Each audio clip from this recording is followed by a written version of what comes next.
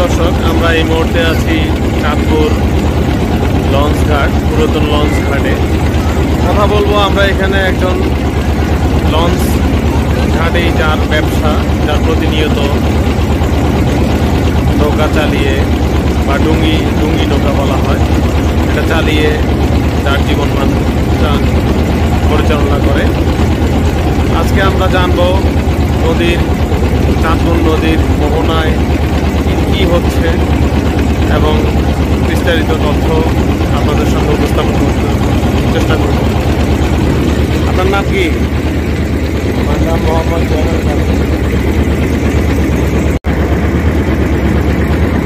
31 বছর। কেমন চলছে আপনার জীবনকাল? আগে ভালো ছিল, আগে চেয়ে এখন খারাপ। কিরকম খারাপ? মানে কি ইনকাম খারাপ। আপনি কি এটা দিয়ে কি মাছও ধরেন? না, শুধু কি এটা পর্যটনের ক্ষেত্রে ব্যবহার করেন? রিজার্ভ কন্টিনিউ, রিজার্ভ জরুরি, দরকার যদি হয় কোনো জায়গায় রিজার্ভ করে যাই ভাড়া, আর নাহলে ভ্রমণে ঘোরাফেরা করি। ঘন্টা হিসাবে 700 টাকা।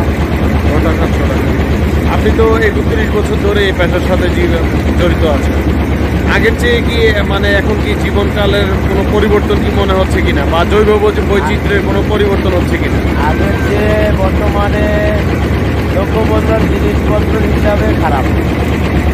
আগে তো জিনিসপত্র দ্রব্যমূল্য নিয়ন্ত্রণে ছিল, এখন তো সব জিনিসই এলোমেলো, কিন্তু ইনকামও খারাপ। চলার জন্য মানে খুবই কষ্টকর। এখানে 2.5 লাখ 3 লাখ টাকা সম্পদ খাড়ায় মনে করেন কোনো সময় 500 টাকা দিয়েও বাসা যাইতে পারি না, এরকম আর কি। এখানে মোট কতজন আপনার মানে এই পেশার সাথে জড়িত আছে জানেন? এটার সাথে জড়িত আছে মনে করেন আমাকে এক ঘাটেরই আছে 82 জন। এই 82 জনের ফ্যামিলি আছে, কয়জন তারা হিসাব করেন। আচ্ছা, যখন আপনার মানে এখানে ওই যে মাছ মানে জাটকা নিধন যখন বন্ধ থাকে আর কি, অর্থাৎ জাটকা আহরণ সপ্তাহ যেটা সরকার প্রচলিত যে একটা আইন আছে, তখন কি মাছ ধরা হয়? না, মাছ ধরা হয় না। তখন কি আপনি কোস্ট গার্ড বা আপনার মানে আইন শৃঙ্খলা বাহিনী তৎপরতা কি আপনারা দেখেছেন? সব সময় তো ওই সময়টাতে আপনারা কি করেন? এই আমরা এই মানুষ নিয়ে ভ্রমণে ঘোরাফেরা করি। ধন্যবাদ আপনাকে।